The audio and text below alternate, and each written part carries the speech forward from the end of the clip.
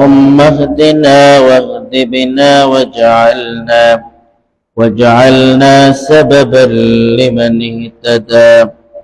اللهم أرنا الحق حقا وارزقنا اتباعه وأرنا الباطل باطلا وارزقنا اجتنابه. আমরা সবাই করি আল্লাহুম্মা সাল্লি আলা মুহাম্মাদ ওয়া আলা আলি মুহাম্মাদ কামা সাল্লাইতা আলা ইব্রাহিম ওয়া আলা আলি ইব্রাহিম ইন্নাকা হামিদুম মাজিদ. اللهم بارك على محمد وعلى آل محمد كما باركت على إبراهيم وعلى آل إبراهيم إنك حميد مجيد. الحمد لله. সমস্ত প্রশংসা আল্লাহ তাআলার জন্য, যে মালিক দয়া করে মায়া করে হায়াতের মধ্যে বাঁচিয়ে রেখে সিরাতুন নবী সাল্লাল্লাহু আলাইহি ওয়াসাল্লাম উপলক্ষে আমাদেরকে একত্রিত করে দিয়েছেন কিছু কথা বলার, শোনার, জানার, বোঝার জন্য আমাদেরকে। যে আল্লাহ কবুল করেছেন সে মহান বারী তাআলার দরবারে শুকর ও সুজুদ আদায় করি আলহামদুলিল্লাহ।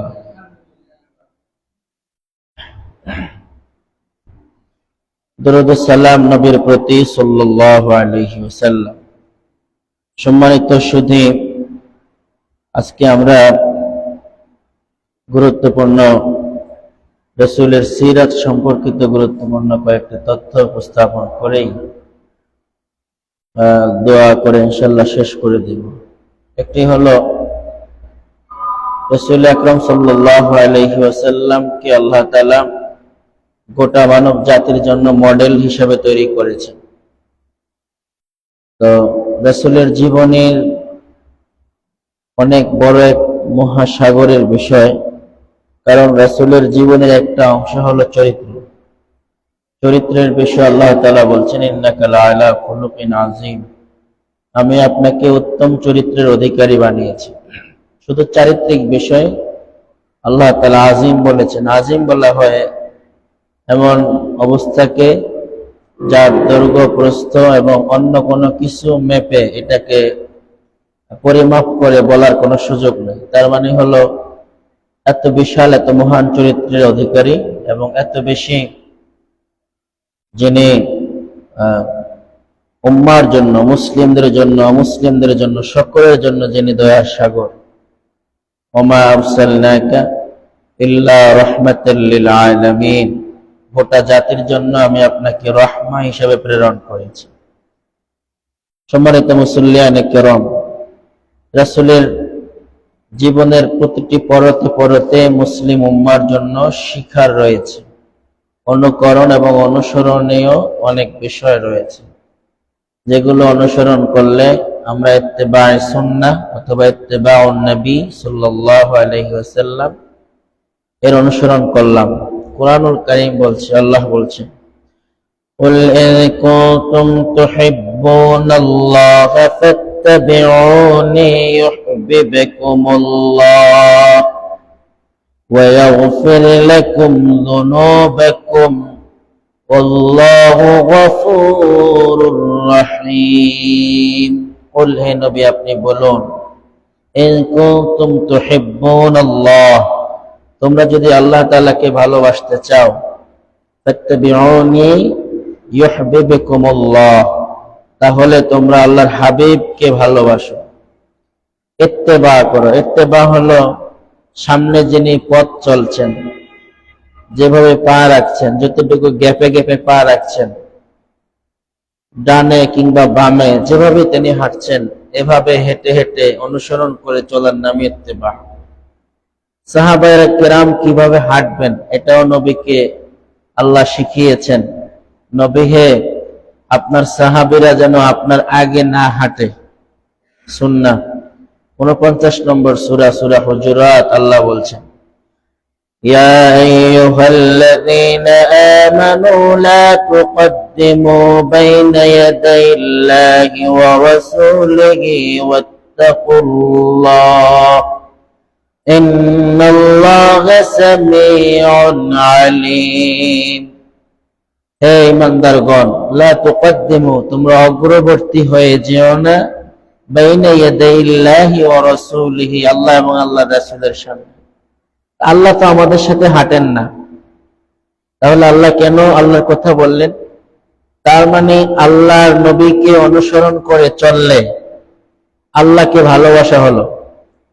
এখন আল্লাহ সুবহানাহু ওয়া তাআলা বলছেন আমার নবীর অগ্রে হাঁটলে আল্লাহর সামনেই হাঁটা হলো, এই জন্য নবীর আগে বেড়ে হেঁটো না। এর থেকে শিক্ষা হলো উলামায়ে কেরাম, বাবা, মুরব্বী, গার্ডিয়ান, টিচার, তাদের সামনে হাঁটা যাবে না, এটা শরিয়ার শিক্ষা।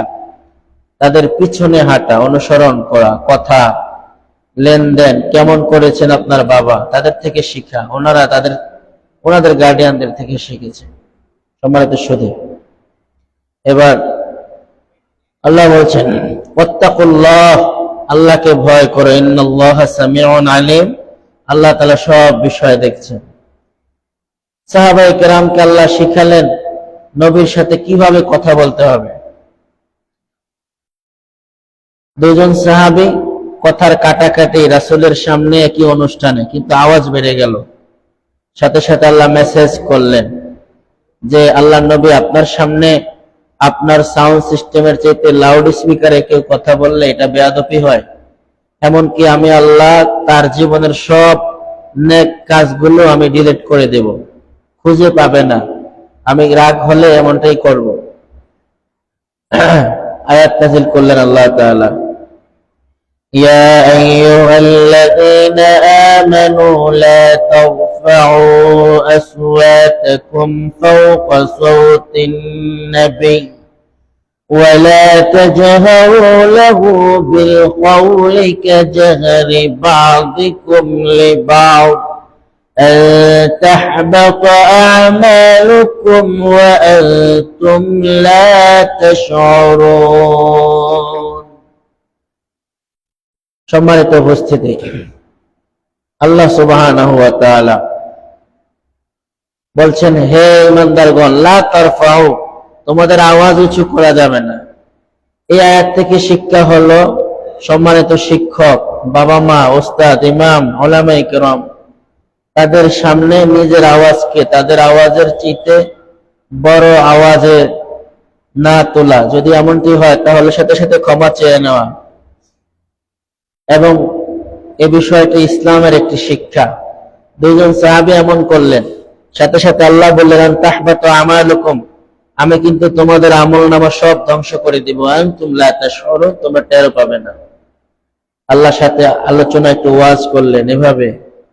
আমরা বলছি 49 নম্বর সূরা, সূরা হুজুরাত 3 নম্বর আয়াত, ইন্নাল্লাযীনা ইয়াগুদ্দুনা আসওয়াতাহুম ইনদা রাসূলিল্লাহি أولئك الذين امتحن الله قلوبهم للتقوى لهم مغفرة وأجر عظيم। মালিক রব আল্লাহ সুবহানাহু ওয়া তাআলা বলছেন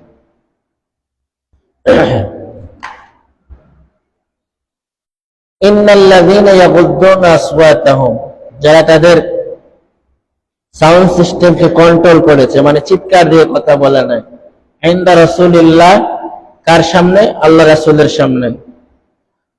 একদল হলো আল্লাহ রাসূলের সামনে চিৎকার করে কথা বলেছে, এজন্য গুনাহ হয়েছে, তাদের আমলনামা আল্লাহ ডিলিট করে দিয়েছেন। আরেক দল রাসূলের সামনে তাদের গলার আওয়াজকে কন্ট্রোল করেছে।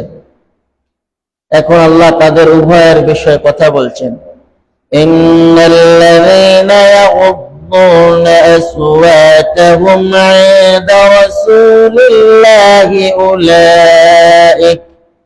উলাইকাল্লাযীনা ইমতাহানা আল্লাহু কুলুবাহুম লিত্তাকওয়া আল্লাহ বলছেন তাদের অন্তরটা তাকওয়ার জন্য আল্লাহ মনোনীত করেছেন, কারণ তারা রাসূলের সামনে জোরে কথা বলে নাই।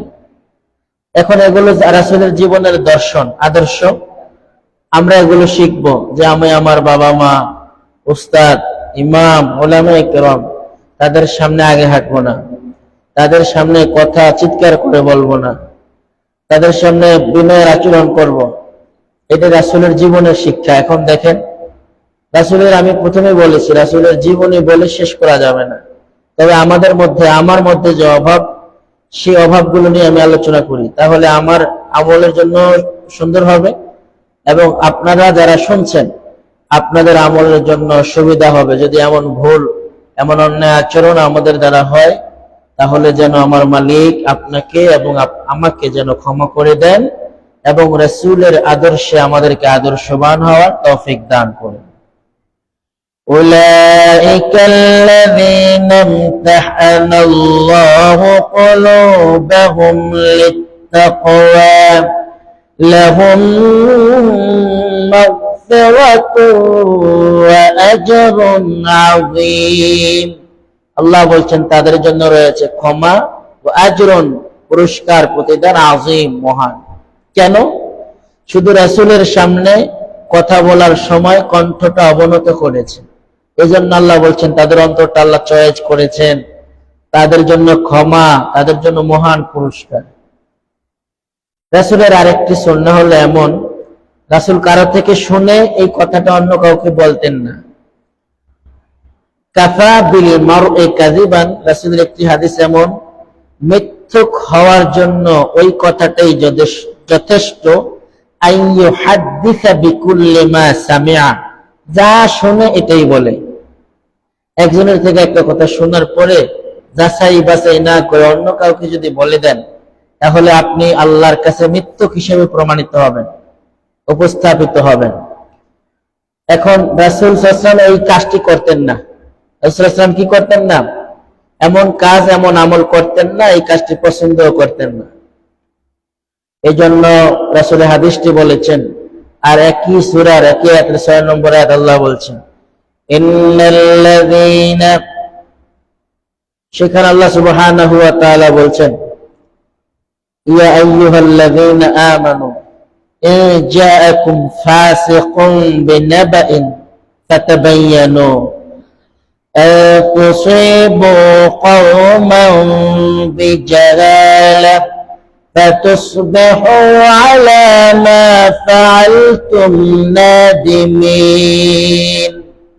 এই রোগটি আমাদের পুরুষদের মধ্যে তো আছেই, শুনে শুনে বলা, মা বোনদের মধ্যেও কম নয়। এই বাড়ির থেকে ওই বাড়ি, এই বাড়ির কথা ওই বাড়ি, কথা শুনেছে এক, বলার সময় বলেছে দেড়, যিনি শুনছেন তিনি বলছেন দুই। এভাবে করে কথা বেচা কিনা, কথার হাঁটাহাঁটি করা, এগুলো আমল নামা নষ্ট হয়ে যায়। এই জন্য আমি রাসূলের জীবনের একটা বড় অংশ হলো, রাসূল কারো থেকে শুনে এই কথা পাবলিশ করতেন না। দ্বিতীয়ত, রাসূল সাল্লাল্লাহু আলাইহি ওয়াসাল্লাম অনর্থক কথাবার্তার মজলিসে বসতেন না। ফালা তাকউদ মাআল কওমিজ জালিমিন, আল্লাহ বলেছেন নবী হে, আপনাকে নিয়ে যদি অশ্রাব্য বাক্য বিনিময় করে, গীবত করে, ফাহিশা কথা বলে, তাহলে ওই অনুষ্ঠানে আপনি বসবেন না। আপনি যখন দেখবেন একটা অনুষ্ঠানে গীবতের কথা হয়, একজন বোনের, একজন ভাইয়ের অনুপস্থিতিতে তার এমন কথা আলোচনা করা হচ্ছে যে কথার কারণে তিনি সামনে থাকলে লজ্জিত হতেন, উপস্থিত নেই এই জন্য অনর্গল বলা হচ্ছে, এমন গীবত সেন্টারে তো আপনি থাকতে পারেন না। এর জন্য আপনি হয়তো বাধা দিবেন, না হয় ওখান থেকে চলে আসবেন। কোরআনের শিক্ষাটা এমনই। এই জন্য রাসূলুল্লাহ সাল্লাল্লাহু আলাইহি ওয়াসাল্লাম কি আল্লাহ সুবহানাহু ওয়া তাআলা বলছেন جاءكم فاسق بنبأ فتبينوا أن تصيبوا قوما بجهالة فتصبحوا على ما فعلتم نادمين। আল্লাহ সুবহানাহু ওয়া তাআলা বলছে, হে ঈমানদারগণ, তোমরা যদি না জেনে না বুঝে শুনেই কারো কথা অন্য কারো কাছে প্রচার করো, বলো, তাহলে একটা সময় তুমি যখন শুনবে এটা আসলে সত্যি ছিল না, কিন্তু আমার মতো একজন ব্যক্তি এটা বলা ঠিক হয় না, তখন তুমি নিজে নিজে লজ্জিত হবে। এই গর্হিত কাজটি তুমি করতে যেও না। একবার এক সাহাবীর বয়স 8 কিংবা 9, ওনার নাম হলো যায়েদ ইবনে আরকাম। কি নাম? যায়েদ ইবনে আরকাম। রাসূলুল্লাহ সাল্লাল্লাহু আলাইহি ওয়াসাল্লাম মদিনায় হিজরত করে গিয়েছেন। সাহাবায়ে কেরামকে আনসার মুহাজিরদের মধ্যে খুব ভালো রিলেশন চলছে। ঠিক এই মুহূর্তে যায়েদ ইবনে আরকাম দেখলো রাসূলুল্লাহ সাল্লাল্লাহু আলাইহি ওয়াসাল্লাম জিহাদের ময়দানে তাঁবু স্থাপন করে বললেন, আনসার মুহাজিররা তাদের লিডারের সাথে কথাবার্তা বলে সামনের কাজগুলো ভাগ করে নাও। যা রাসূল যখন নিজের হুজরায় চলে গেলেন, যায়েদ ইবনে আরকাম দেখলেন আব্দুল্লাহ ইবনে উবাই ইবনে সালুল মুনাফিক নেতা, তিনি আনসারদের মজলিসের মধ্যে তাদের লিডারদের কাছে গিয়ে বলছেন, হে আনসাররা, তোমরা তোমাদের জীবনের সবকিছু মুহাজিরদের জন্য উজাড় করে দিলে। আনসার বলা হয় যারা মদিনায় বসবাস করে রাসূলের সাথে যারা হিজরত করে এসেছে তাদেরকে যারা সহযোগিতা করতেন অর্থ শ্রম মেধা দিয়ে, তাদেরকে আরবিতে আনসার বলা হয়। এমনকি অনেকের 2 ওয়াইফ থাকলে 1 ওয়াইফ আল্লাহর রাস্তায় তোমরা মুহাজিরদের দিয়েছো। তোমাদের 2টি বকরি থাকলে তাদেরকে একটি লালন করতে দিয়েছো। তোমাদের 2টি খেজুর গাছ থাকলে একটি খেজুর গাছ তাদেরকে সৌজন্য করেছো। তারা তোমাদের খায়, তোমাদের পরে তোমাদের জায়গায় থাকে, তোমাদের উপরে নেতৃত্ব করাটা মনে হয় যেন বেশি ঠিক নাই, সুযোগ তোমাদের দেওয়া ঠিক হবে না। একটা সময় তোমাদের মাথায় লবণ রেখে ওরা বড়ি খাবে। এই কাজটা করলো কি? একজন মুনাফিক নেতা মুহাজিরদের তাঁবুতে গিয়ে আবার বক্তব্য দিল, বলল, হে মুহাজির ভাইয়েরা, তোমাদের সম্মান আল্লাহর নবীর সম্মানের কাছাকাছি, কারণ তোমরা সেই মক্কা থেকে জান মাল সব ত্যাগ করে ভিটামাটি সব রেখে, কেউ তার আপন স্ত্রী রেখে, কেউ তার বাচ্চা কাচ্চা ওয়াইফ প্রেগনেন্ট তাকে রেখে, তার কারো কারো উটের বড় বহর ছিল এগুলো রেখে, গরু ছাগল মহিষের বহর রেখে তোমরা একমাত্র আল্লাহকে খুশি করার জন্য মদিনায় আজকে মশার কামড় খাও। তোমাদের সাথে আনসাররা যেরকম দুষ্টুমি ব্যবহার করছে, তোমাদের যেমন অবহেলা করছে, এটা মোটেও ঠিক নয়। তোমরা তোমাদের ঐতিহ্য বুঝো, নিজেরা একটু শক্ত হও, তাদেরকে আর ছাড় দিও না, তারা এক সময় তোমাদের মাথায় ইট ভাঙবে। 2 গ্রুপে 2 রকম উত্তেজনা যে বক্তব্য দিয়েছে, যায়েদ ইবনে আরকাম ছোট মানুষ 2 বক্তব্যে উপস্থিত ছিলেন। রাসূল আকরাম সাল্লাল্লাহু আলাইহি সাল্লামের কাছে দৌড়ে গিয়ে যায়েদ ইবনে আরকাম কমপ্লেইন করলো, ইয়া নবী আল্লাহ, এই বেশের নাম বলতে পারে না, এরকম দাড়ি, এরকম লম্বা জামা, আপনার পিছনে যে নামাজ পড়ে জামার রং এরকম, তিনি আনসারদের মজলিসে এমন বলছেন, মুহাজিরদের মজলিসে এরকম বলেছেন। রাসূল সাল্লাল্লাহু আলাইহি ওয়াসাল্লাম উঠে বসলেন এবং রাসূল আকরাম সাল্লাল্লাহু আলাইহি ওয়াসাল্লাম উঠে বসে এই যায়েদ ইবনে আরকামকে বললেন, তুমি যা বলছো এগুলো কি সত্য কিনা? রাসূল ভাবলেন যে বাচ্চা মানুষ, হয়তো কোথাও ভুল হইতেছে। যায়েদ ইবনে আরকাম বলল যে না, আমার কোথাও ভুল হচ্ছে না, আমি ঠিকঠাকই বলছি। রাসূল আকরাম সাল্লাল্লাহু আলাইহি ওয়াসাল্লাম বললেন, চলো। রাসূল আকরাম সাল্লাল্লাহু আলাইহি ওয়াসাল্লাম বললেন, চলো আমরা ময়দানে যাব। তো ময়দানে রাসূল সাল্লাল্লাহু আলাইহি ওয়াসাল্লামের সাথে গেলেন। রাসূল আকরাম সাল্লাল্লাহু আলাইহি ওয়াসাল্লাম ওখানে গিয়ে দেখলেন যে থমথমে অবস্থা ময়দানের। আনসাররাও মনে হয় মারমুখী, মুহাজিররাও মনে হয় মারমুখী।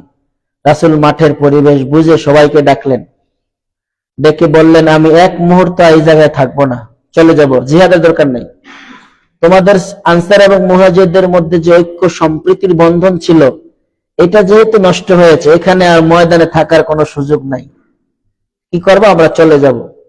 তবে তোমাদের মধ্যে যারা মুনাফিকি করেছে তাদের বিষয়ে আমার সাথে আর তাদের সম্পর্ক নেই, অথবা তাদের বিষয়ে আল্লাহর চূড়ান্ত ফয়সালাই চূড়ান্ত। এখন এই কথাগুলো যখন ভাষণে শুনলেন, মুনাফিক নেতা আব্দুল্লাহ ইবনে উবাই ইবনে সালুল ভাবলেন, এই ছোট্ট পিচ্চি ছেলেটা গিয়েই আমাদের মধ্যে এই ফ্র্যাকশন তৈরি করেছে এবং রাসূলকে সব খোঁজ খবর বলে দিয়েছে। এখন এরা সবাই মিলে যায়েদ ইবনে আরকামকে একটু সাইডে নিতে চায়, ডাকে, দিকে আসো, চিপায় নিয়ে যাব, তোমাকে গলা টিপে দিব, এরকম ইশারা করে। কিন্তু যায়েদ ইবনে আরকাম কোন মতে রাসূলের জামার কিনারে কিনারে পাশে পাশে চলছে, যাতে করে ওরা টের না পায়, ওরা ধরতে না পারে। আর বারবার রাসূলের দিকে তাকায়। রাসূল সাল্লাল্লাহু আলাইহি ওয়াসাল্লাম, আমি তো সত্য বলেছি, কিন্তু ওরা আমাকে মারতে চায়, হুমকি ধমকি দেয়, আমি এখন কোথায় যাব? আমি ছোট মানুষ। কিছু দূর যাওয়ার পরে যায়েদ ইবনে আরকামের ঘোড়া আর রাসূলের ঘোড়া, মুফাসসিরিনে কিরাম পাশাপাশি যায়। যায়েদ ইবনে আরকাম ঘোড়া চালায় না, কিন্তু নবীর চেহারার দিকে বারবার তাকায়।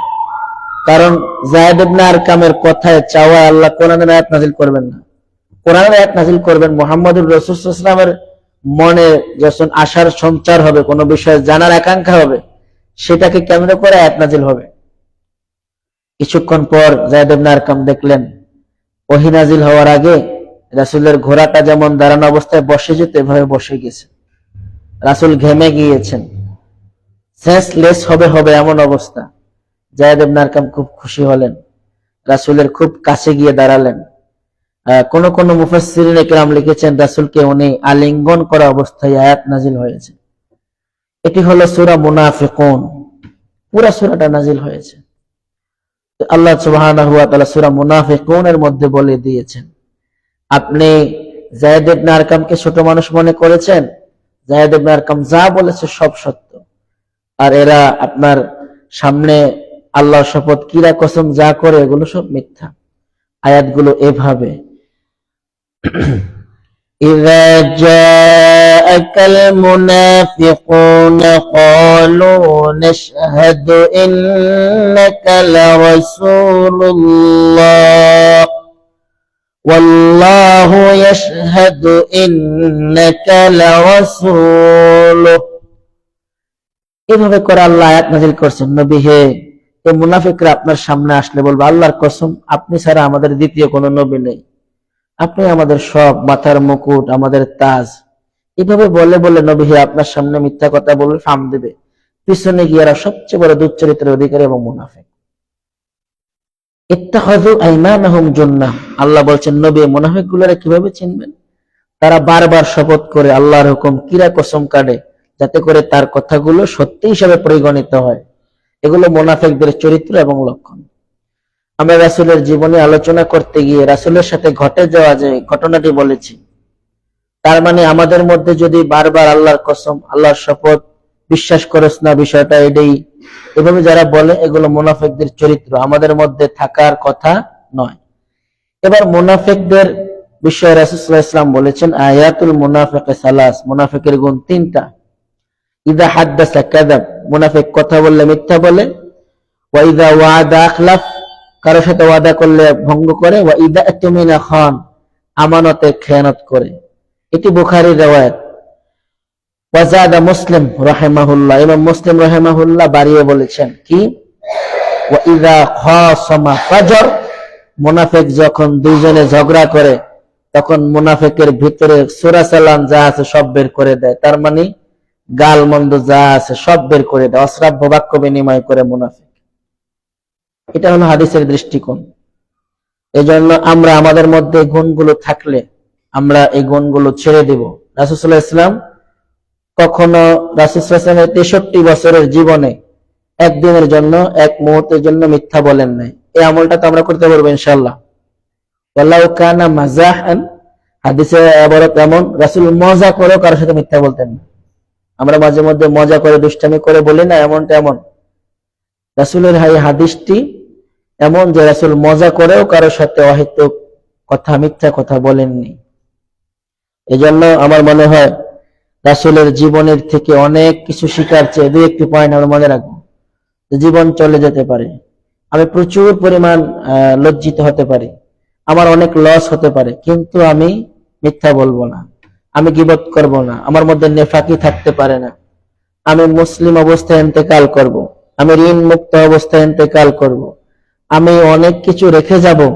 এর চাইতে আমার ছেলে সন্তান, স্ত্রী, পরিবারের পরিজনকে আমি তাকওয়ার উপরে রেখে গেছি, এটা যেন হয়। যেমন রাসূল সাল্লাল্লাহু আলাইহি ওয়াসাল্লাম রেখে গিয়েছেন, যখন ইন্তেকাল করেছেন তখন তার সব স্ত্রীদেরকে তাকওয়ার উপরে রেখে গেছেন। রাসূলের রেখে যাওয়া সাহাবায়ে কেরামও রাসূলের অনেকগুলো সম্পদ বন্টন করা হয়েছে, পাইছেন এমনটি নয়, বরং রাসূল যে জায়গায় ইন্তেকাল করেছেন ওই জায়গায় কবর হয়েছে, জায়গা এতটুকুই ছিল, এর বেশি ছিল না। এজন্য আমার মনে হয় রাসূলুল্লাহ সাল্লাল্লাহু আলাইহি ওয়াসাল্লামের জীবনের অসংখ্য দিক তথ্য আমরা যা জেনেছি কিংবা জানার মাঝে মধ্যে সুযোগ হয়, এসব কিছু মিলে আমরা মনে হয় কিছু কিছু করে পুঁজি নেব। পুঁজি মানে হলো গুছাবো। রাসূল সাল্লাল্লাহু আলাইহি ওয়াসাল্লামের সাহাবায়ে কেরামকে নিয়ে বসতেন আর সাহাবায়ে কেরামকে বলতেন, তুমি তোমার পুরা দিন কিভাবে চলো এটা আমাকে বর্ণনা করো।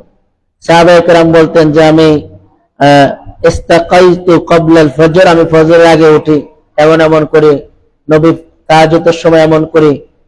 এমনকি স্ত্রী সহবাস কিভাবে করেন এটাও নবীর শিক্ষা। সাহাবায়ে কেরামের সাথে কথা বলতেন।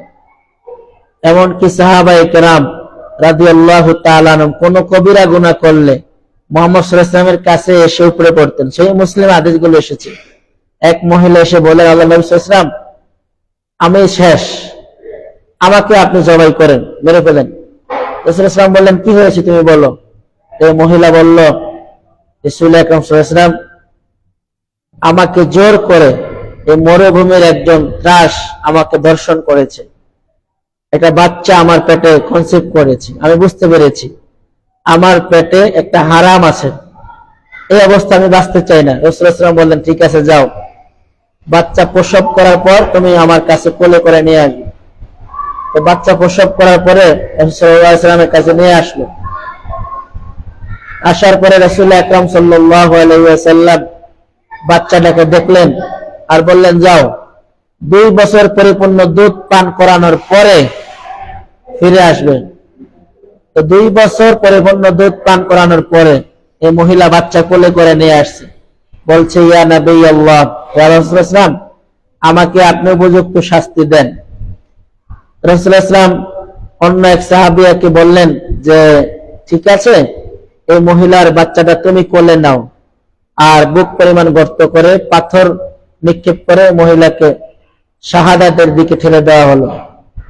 ওমর ফারুক রাদিয়াল্লাহু তাআলা আনহু কিছুটা ভ্রুকুঞ্চিত করলেন যে এমন একজন গুনাহগার মহিলার এইভাবে করে পাথর নিক্ষেপ করে মারা হলো।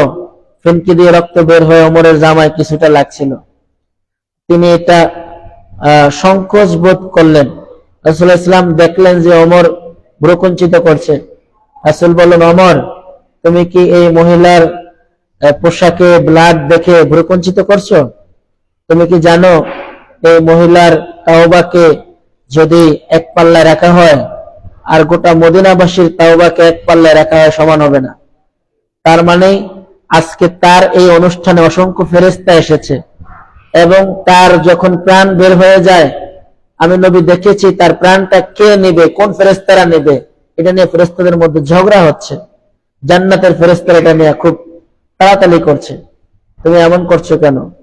এটাই তো শ্রেষ্ঠ বিষয় যে একটা লোক গুনাহের পরে, গুনাহের কারণে আখিরাতে শাস্তি পাবে না, সে দুনিয়ায় আল্লাহ নবীর কাছে বিচার পেল। এই জন্য রাসূল সাল্লাল্লাহু আলাইহি ওয়াসাল্লামের জীবনী সাহাবায়ে কেরামের সাথে এমন ছিল যে গাছে প্রথম ফল ধরেছে, রাসূল ফজরের সালাম ফিরালেন আর এই ব্যক্তি বলে, রাসূল সাল্লাল্লাহু আলাইহি ওয়াসাল্লাম, ইয়া নবী আল্লাহ, আমার বাগানে এই প্রথম খেজুর, আপনি খান এবং আপনার সাহাবায়ে কেরামদের মাঝে বন্টন করে দেন। রাসূল খেজুরের বাক্সটা নিয়ে বাসায় চলে গেছেন, এমন কোনো প্রমাণ নেই। বরং রাসূল সাল্লাল্লাহু আলাইহি ওয়াসাল্লাম সবাইকে দিতেন এবং নিজে খেতেন।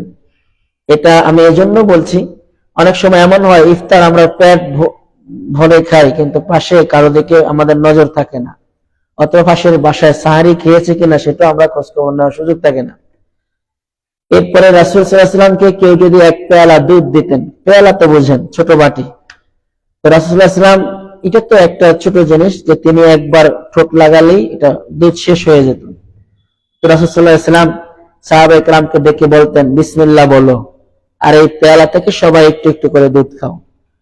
তো সাহাবায়ে কেরাম সাক্ষী দিয়েছেন যে আমরা প্রত্যেকেই বিসমিল্লাহ পড়েছি এবং ঠোঁট লাগানোর পরে ইচ্ছা মতো দুধ খেয়েছি। রাসূল সাল্লাল্লাহু আলাইহি ওয়াসাল্লামের সকল সাহাবী খাওয়ার পরে রাসূলের কাছে যখন দুধের বাটি ফিরে গেল, তখন ওই পরিমাণ দুধই ছিল যে পরিমাণ ওই লোকটি রাসূল সাল্লাল্লাহু আলাইহি ওয়াসাল্লামের কাছে হাদিয়া নিয়ে এসেছিল।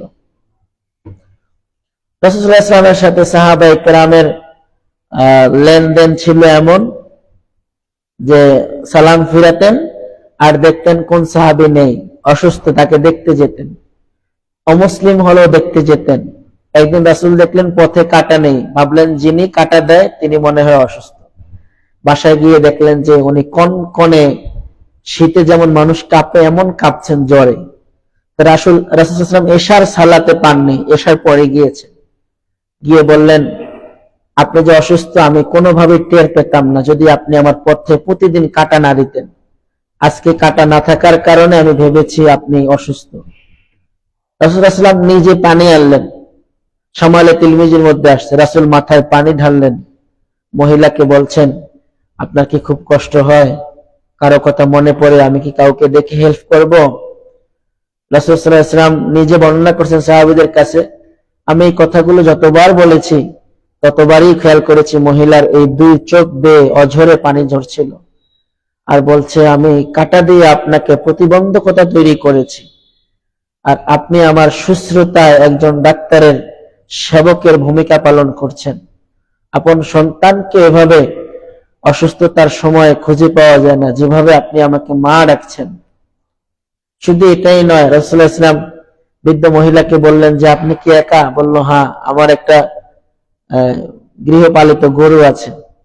রাসূলুল্লাহ সাল্লাল্লাহু আলাইহি ওয়াসাল্লাম এই গরুটাকে খাবারের ব্যবস্থা করলেন, ঝাড়ু দিলেন ওনার ঘরটা, ওনাকে সামান্য টিফিন করার ব্যবস্থা করলেন, গরুর খাবার জুগিয়ে দিলেন, গরুর খামারটা পরিষ্কার করলেন। এগুলো সব নিজ হাতে করছেন। একবার মসজিদে নববীতে এক ভদ্রলোক ইহুদি এসে প্রস্রাব করে দিল।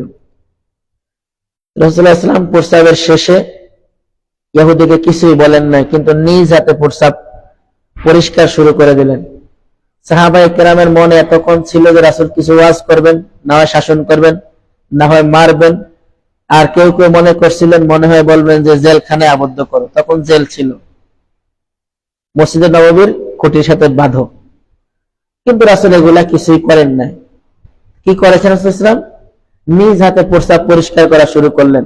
আবু বকর, ওমর, ওসমান এরা বলতেছে, যারে আমরা কি রাসূলের সাথে অনেক বড় কিছু?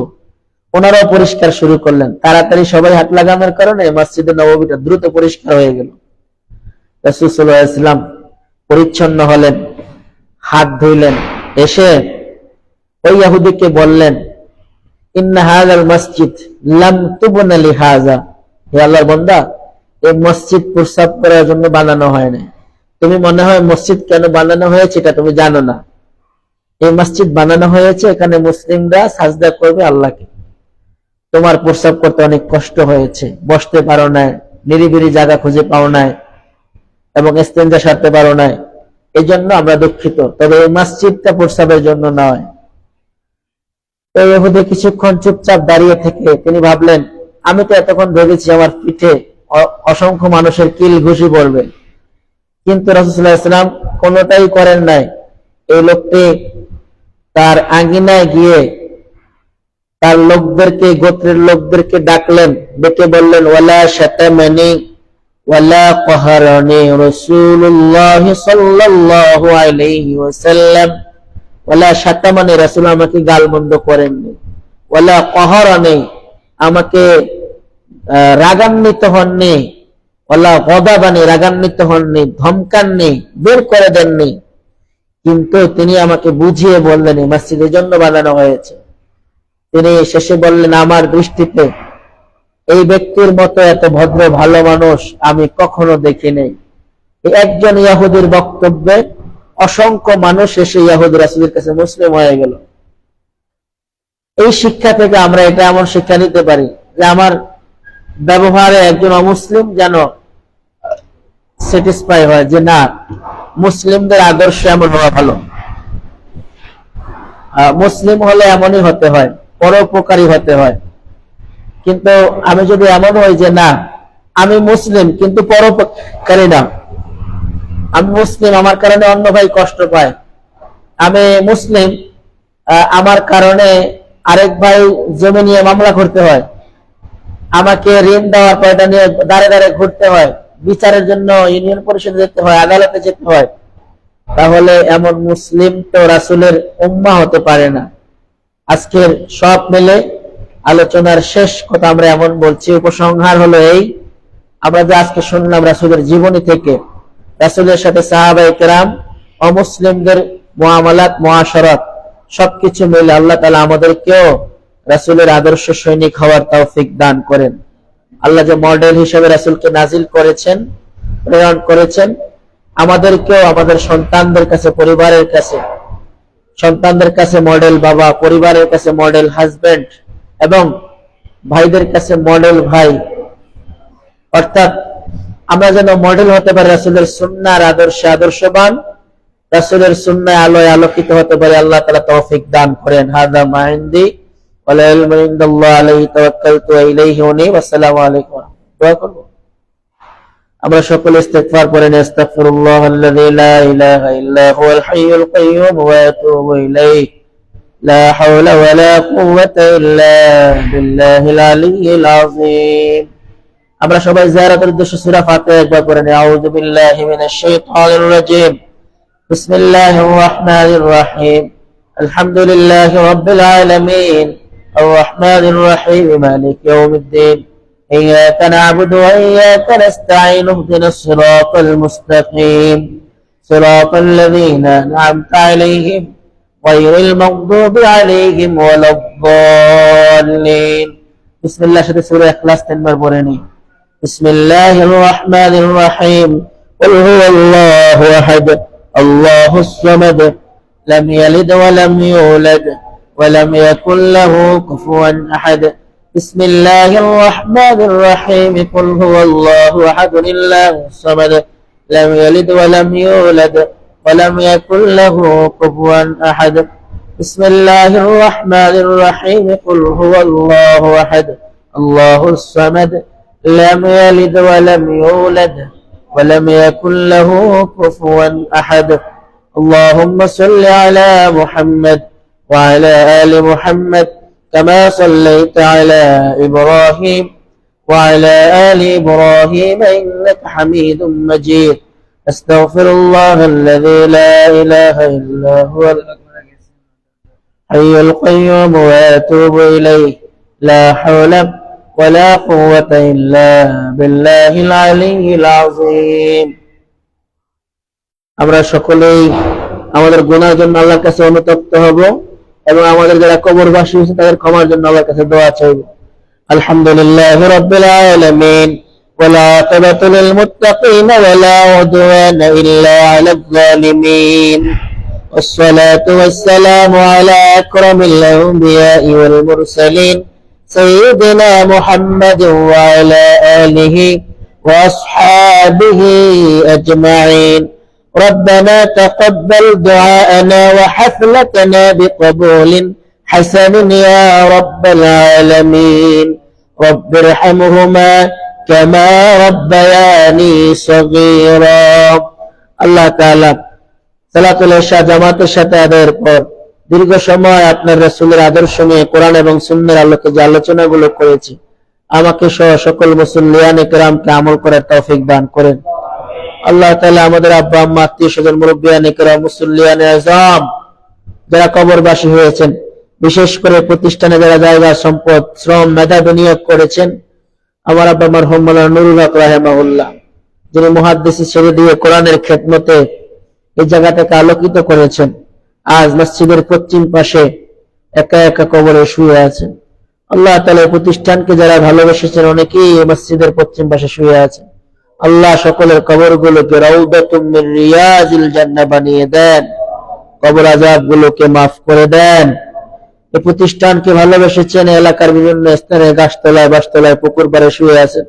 বিশেষ করে জনাব ফয়জুল হক, আমাদের বশির বাপ দুদু, শেফুল বাপ দুদু, যাদেরকে আমরা ছোটবেলায় এই নামগুলোতে খুব চিনতাম, এই মাদ্রাসার জন্য যারা আপ্রাণ চেষ্টা করতেন, খেদমত করতেন, আরো নাম না বলা না জানা কতজন ছিলেন। আল্লাহ তাআলা সকলের কবরগুলোকে জান্নাতের টুকরা বানিয়ে দেন, সকলকে আপনি মাফ করে দেন। আল্লাহ তাআলা সিরাতুন নবী সাল্লাল্লাহু আলাইহি সাল্লাম মাহফিলকে আপনি কবুলের মঞ্জুর করে নেন।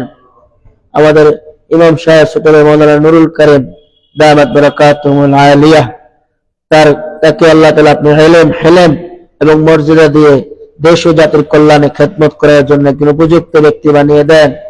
মুসল্লিয়ানে কেরাম যারা সার্বিক সহযোগিতা করলেন, বসে বসে শুনলেন, আল্লাহ তাআলা সকলকে আপনি নেয়ামাল বদল দান করেন। ইসলাহ ইকরাত স্কিমকে সারা বাংলাদেশের মুসলিম উম্মার কোরআন সহি করার কেন্দ্রবিন্দুতে পরিণত করে দেন। আল্লাহ তাআলা কোরআনের খেদমতের বড় টাওয়ার ক্যাম্পাস হিসেবে কবুল করে নেন। আল্লাহ তাআলা আমাদের সকলের মনের নেক আশাগুলো পুরা করে দেন। আমাদের হায়াতের মধ্যে, রিজিকের মধ্যে, ইলমের মধ্যে, আমলের মধ্যে বারাকাহ দান করেন। আল্লাহ তাআলা জীবনে একবার হলে হজ বাইতুল্লাহ নসিব করেন। বাকি জীবন আপনার দ্বীনের রাস্তায় ঈমানের সাথে নেক আমল করে চলার তৌফিক দান করেন। আল্লাহ তাআলা আমাদের স্ত্রী, পরিবার, পরিজন, ছেলে সন্তান, আত্মীয় স্বজন এদেরকে দিনদার, ইমানদার, নামাজি, ফরজগার, মুত্তাকি, পর্দানিশীন বানিয়ে দেন। আমাদের সন্তানগুলোকে মাওলাই করিম সাদাকায়ে জারিয়া বানিয়ে দেন। আমাদের জান্নাতে যাওয়ার নাজাতের উসিলা বানিয়ে দেন। রব্বে করিম, ছোটবেলায় বাবা মা আমাদের আদর করেছেন, লালন করেছেন, কত জায়গায় কপালে চুমু দিয়েছেন। আল্লাহ তাআলা আজ কবরে একা একা শুয়ে আছে। মাওলাই করিম, বাবা মা সন্তানের মধ্যে যে ভালোবাসা, এটা আপনার রহমতের 100 ভাগের 1 ভাগ সবাইকে ভাগ করে দিয়েছেন। আল্লাহ তাআলা 99 ভাগ আপনার কাছে। আল্লাহ তাআলা আব্বা আম্মা মানবীয় গুণাবলীর ঊর্ধ্বে নন, যারা কবরবাসী হয়েছেন, আল্লাহ তাআলা তাদেরকে আপনার রহমতের চাদরে আপনি লালন করেন, জান্নাতের পোশাকে লালন করেন। আপনার শিখানো দোয়া আমরা দোয়া করছি, রব্বির হামহুমা কামা রাব্বায়ানি সগীরা। আল্লাহ তাআলা ছোটবেলা কতবার খুলে নিয়ে আল্লাহ তাআলা স্বপ্ন দেখেছেন বড় হওয়ার, বড় আলেম হওয়ার। আল্লাহ তাআলা যখন আমরা একটু বড় হয়েছি, ইনকাম করার সুযোগ হয়েছে, তখন আর খুঁজে পাইনি। রব্বে কারীম, এমন কতজন ব্যথা নিয়ে হাত উঁচু করেছেন। আল্লাহ তাআলা সকলের বাবা মার কবরকে রাউদাতুম মিন রিয়াজিল জান্নাহ বানিয়ে দেন। যাদের বাবা মা বেঁচে আছেন, আল্লাহ তাআলা তাদেরকে হায়াতে তাইয়্যিবা তাওয়িলা দান করেন। কোরআন সুন্নাহর আলোকে আমরা যে রাসূলের আদর্শ নিয়ে কথা বলেছি, রাসূলের আদর্শের আলোয় আমাদের আলোকিত হওয়ার তৌফিক দান করেন। তাকাব্বাল মিন্না ইন্নাকা আনতাস সামিউল আলিম ওয়া তুব আলাইনা ইয়া মাওলানা ইন্নাকা আনতাত তাওয়াবুর রহিম। আল্লাহ তাআলা কতজন জানেন না যে তার জীবনের শেষ মোনাজাত এটা হতে পারে। কতজনও জানেন না তার এই ঘুমটা শেষ ঘুম হতে পারে। আমার শ্বশুর আল্লাহ তাআলা কত কিছুদিন আগে ইন্তেকাল করেছেন। আল্লাহ তাআলা তার কবরকে রাউদাতুম মিন রিয়াজিল জান্নাহ বানিয়ে দেন, কবর আযাব মাফ করে দেন। জীবনের শেষ মুনাজাত হলে আল্লাহ তাআলা তাওবা হিসেবে কবুল আর মঞ্জুর করে নেন।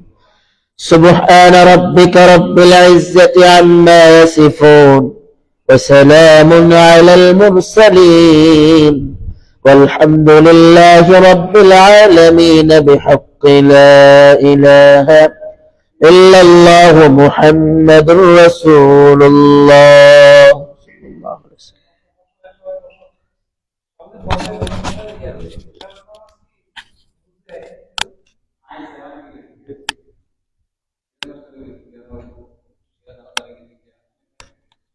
وسلم.